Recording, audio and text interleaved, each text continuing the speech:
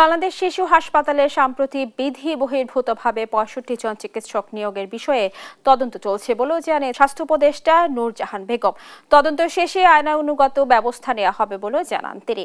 সোমবার রাজধানীর ওসমানী স্মৃতি মিলনায়তনে বিশ্ব জনসংখ্যা দিবসের আলোচনা শেষে তিনি কথা বলেন কোনো অনিয়ম হলে কাউকেই ছাড় দেওয়া হবে না। সম্প্রতি ডেঙ্গু সংক্রমণের হার বৃদ্ধি প্রসঙ্গে উপদেষ্টা বলেন, রোগীর চাপ বাড়লেও চিকিৎসায় ব্যাঘাত ঘটবে না, তবে এডিস মশার ধরন পরিবর্তন হওয়া ও কীটনাশক প্রতিরোধী হওয়ায় এটি নিয়ন্ত্রণে কিছুটা বেগ পেতে হচ্ছে।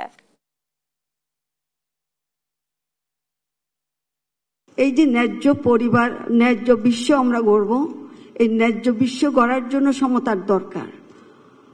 আমাদের এই সমতা কতটুকু আছে?